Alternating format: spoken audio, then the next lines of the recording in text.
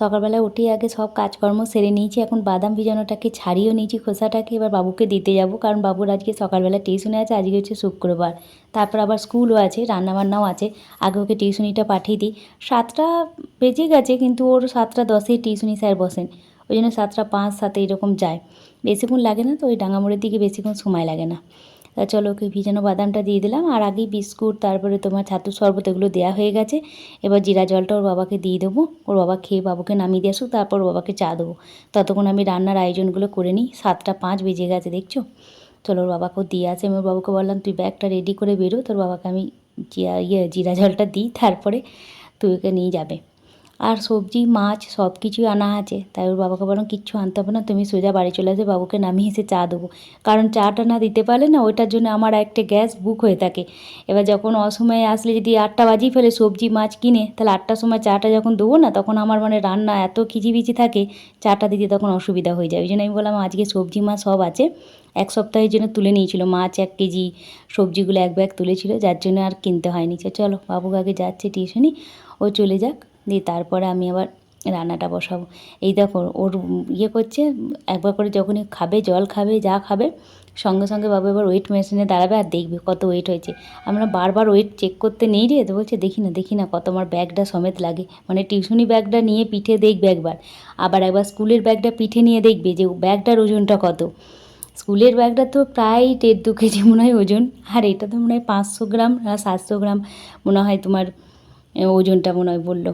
তো চলো, সকাল সকাল আবহাওয়াটা বেশ ভালো আছে জানো তো, খুব একটা বেশি গরম নেই, তবে ঝলমলে একটা রোদ উঠেছে। এই রোদটা এখন গায়ে নিয়ে যাচ্ছে জানো তো, একটু হালকা হালকা হালকা হালকা বেশ গরম, হালকা ঠান্ডা, হালকা ঠান্ডাটা আজকে থেকে একটু বুঝাচ্ছে। শুক্রবার তো আজকে হচ্ছে নিরামিষ আমার, তবে বাবুর নিরামিষ নয়, বাবুর বাবারও নিরামিষ নয়, আমার নিরামিষ, তবে তরকারি পাতিগুলো নিরামিষই করি, ওদের জন্য আলাদা করে সবার শেষে মাছটা করে দিই।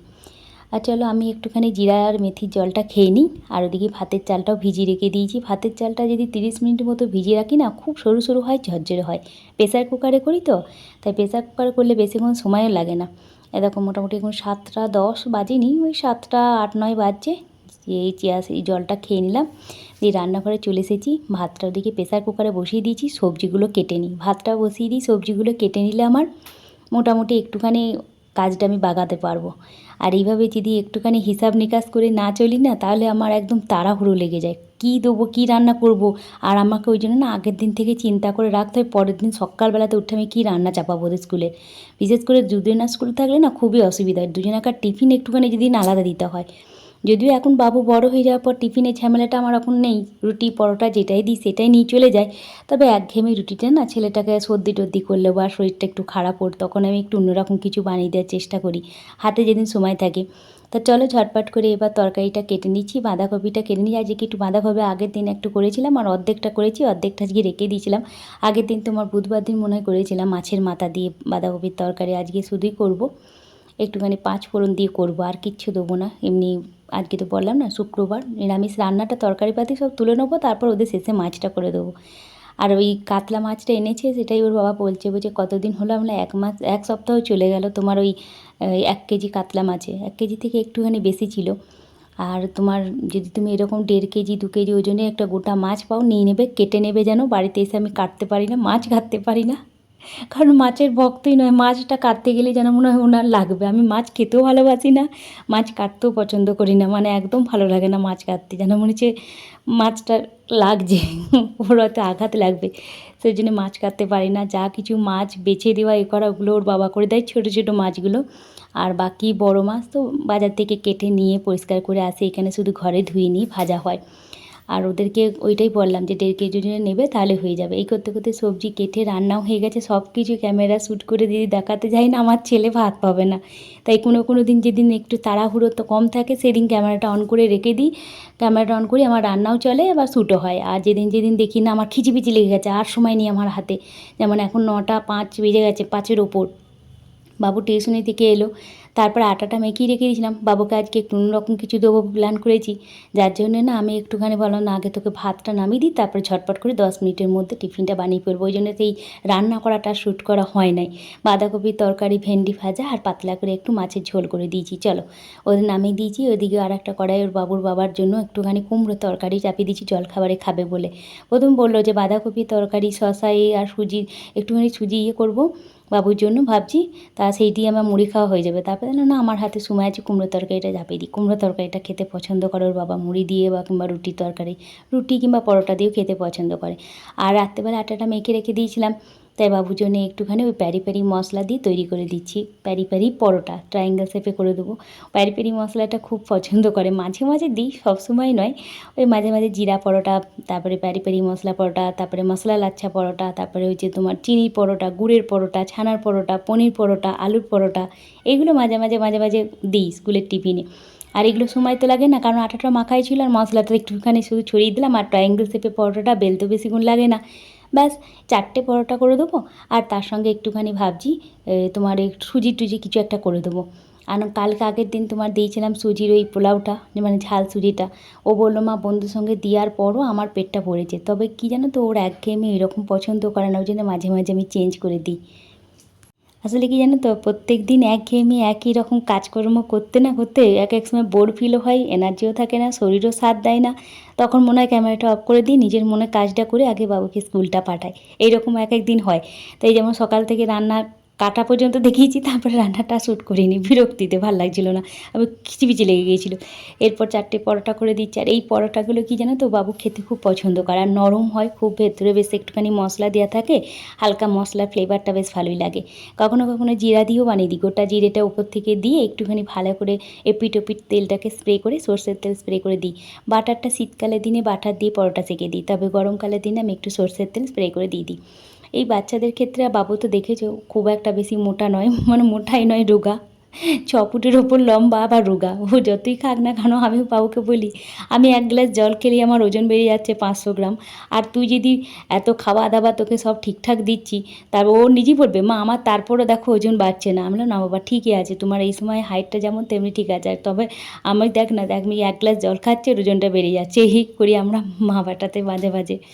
ও কথা কম বলে, তবে ওয়েট মেশিনে যখন দাঁড়ায় তখন দাঁড়িয়ে ওই যে সকালবেলায় সোফাতে বসে ওই নিয়ে একটু আলোচনা চলছিল আমাদের মধ্যে। চলো 4টে পরোটা আমার হয়ে গেছে। এদিকে একটুখানি কুমড়ো তরকারি বাবার জন্য চাপিয়ে দিয়েছি, গ্যাসটা মুছিয়ে তারপরে চাপিয়ে দিয়ে, তারপরে আবার এদিকে একটু সুজির হালুয়ার বরফি বানিয়ে দেবো। তার জন্য একটু বাটার দিয়ে সুজিটাকে ভেজে নিচ্ছি। ঘিটা গরমকালের দিন না, বলো না আমাদের বাবু আর বাবুর বাবা ঘিয়ের ফ্লেভারটা ভাতেতে পছন্দ করে, কিন্তু কোনো খাবার বা মিষ্টি জাতীয় জিনিসে যদি ঘি দিই না, পছন্দ করে না। তার জন্য একটু বাটার দিয়ে ভেজে নিলাম। এই প্রথমবার বাটার দিয়ে সুজির হালুয়া বানাচ্ছি। তবে আমি পরে ভয়েস ওভার দিচ্ছি তো, বাবু স্কুল থেকে আসার পর বাবুকে যখন জিজ্ঞাসা করলাম সুজির হালুয়াটা কেমন হয়েছিল, বরফিটা, বলছে আগের দিন যে ঝাল সুজিটা বা আমি এতবার ঝাল সুজি নিয়ে গেছি, ওর থেকে 1000 গুণ টেস্টি ছিল জানো মা। আমার বন্ধুরা শুধু খেয়ে বলছে দারুণ টেস্টি হয়েছে। আবার এরপর বলছে মা জানো, বন্ধুরা বলছে প্যারি প্যারি মশলাটা কি, ওরা মনে হয় রান্নার ব্যাপারটা এতটা জানে না, প্যারি প্যারি মশলা বা এত রকম ফ্লেভার। আসলে প্যারি প্যারিটা তো বাইরের দেশে, ফরেন কান্ট্রি, মানে তোমার ফ্লেভার বটে একটা, তোমার মশলা। তা চলো এই কথা বলতে বলতে আমার সুজিটাকে একটু করে নিলাম, বাটার দিয়ে ভেজে নিলাম, দিয়ে জল দিয়ে দিলাম পরিমাণ মতো, একটু গুড়ের পাউডার আনা ছিল। এই গুড়ের পাউডারটা এত সুন্দর না, কি বলবো। আমি একবার স্মার্ট বাজারে গিয়েছিলাম, তখন পাইনি বলে স্টকে শেষ হয়ে গিয়েছিলো, পরে আবার একটা জায়গা থেকে অর্ডার দিয়ে আনিয়েছি। তা খুব ভালো জানো তো, কাজে দিয়েছে আমার। যদি তোমরা বলো তাহলে আমি আমার রান্নাবান্না মনেতে লিঙ্ক দিয়ে দেবো, ওই যে কোনো একটা ভিডিওতে লিঙ্কটা দিয়ে দেবো এই গুড়ের পাউডারটা। তা চলো গুড়ের হালুয়ার বরফিটা বা বানিয়ে ফেলবো, যার জন্য একটু গুড় দিয়েছি, আর এলাচ টেলাচ কিচ্ছু দিইনি, তোমার কিশমিশও দিইনি, ওপর থেকে একটুখানি কাজু বাদাম দিয়ে দেবো। কিশমিশটা বাবু খুব একটা বেশি পছন্দ করে না বলে সব জায়গাতে দিই না, পোলাও টোলাও তো দিই কিশমিশটা, সুজির হালুয়াটা দিলাম না। প্রথমে চিন্তা করছিলাম যে গুড়ের বাবু পছন্দ করবে তো, তারপরে মনে হলো যে একদিন গুড়টা একটুখানি, গুড়ের পাউডারটা না বাবুর মুখে একটুখানি দিয়েছিলাম, ও বললো মা টেস্টি খুব। তখন আমি ভেবে নিয়েছি যে মাঝে মাঝে তাহলে আরেকটা হালকা মিষ্টি হয়, খুব বেশি দিইনি, যতটা সুজি তার অর্ধেকটা দিয়েছি, মানে খুব অল্প করেই গুড়ের পাউডারটা দিয়েছি। ব্যাস খুব ভালো করে আমি এবার এটা ভালো করে সেট হতে দেবো, একটুখানি ঠান্ডা হয়ে গেলে ভালোভাবে সেট হয়ে যাবে, তাহলে বরফির মতো কাটতে আমার সুবিধা হবে। এই হয়েছে আজকের আমার স্কুলের টিফিন বাবুর জন্য। আর একটু কাজু বাদাম দিয়ে দিচ্ছি যাতে 2-1টা কাজু বাদাম ওর মুখেতে পড়ে, সেই জন্যে হালকা করে একটুখানি রোস্ট করে নিয়েছিলাম, মানে বেশি ভাজিনি। তা চলো এদিকে টিফিনটা রেডি হয়ে গেছে। টিফিনে আর কী কী দিয়েছি না দিয়েছি তা আমি তোমাদের সঙ্গে শর্টস ভিডিওতে শেয়ার করে দিয়েছি আগেই, রান্নাবান্না মনেতে তোমরা দেখেই নিয়েছো যে শুক্রবার দিন স্কুলের টিফিনে বাবুকে কী কী দিয়েছি। তাহলে এদিকে বাবু খাওয়া দাওয়া হয়ে গেছে, বাবুর ব্যাগটা নামিয়ে দিচ্ছি আর আমিও টিফিন বক্সটা নামিয়ে দিলাম। আর লাস্ট ফিনিশিং ওই টাই, আই কার্ড, বেল্ট এগুলো পরে না, সেইগুলো পরছে, খাওয়ার পর এটা করে।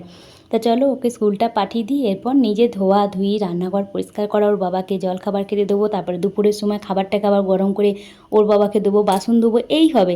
ওর বাবা বাড়িতে থাকলে তো সারাটা দিন ওই খাবার খেতে দেবো, বাসন ধোয়া এই করতে করতেই চলে যাচ্ছে। নাহলে ওরা চলে গেলে দুজন না একসঙ্গে যদি স্কুল চলে যায়, ফাঁকা সময় সারাটা দিন আমি বসে থাকি, কী করবো ভেবে পাই না।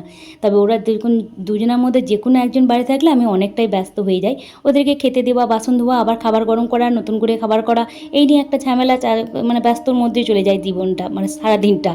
এই যে কদিন বাবুর বাবার খুলছে না সে কদিন এরকম ব্যস্তভাবেই চলবে। চলো বাবু ওর বাবা ওকে নামাতে গেল, এসে ওর বাবাকে মুড়ি টুড়ি দিয়ে দেবো, আমি একটুখানি জলটা খাই, বাসন টাসন ধুই, তার করতে করতে ওর বাবাকে মুড়িটা দিই। আজকের এই ব্লগটা এইটুকুই, কেমন লাগলো অবশ্যই লিখে জানাবে, ভালো লাগলে like, subscribe, tata, bye bye, ভালো থেকো, সুস্থ থেকো।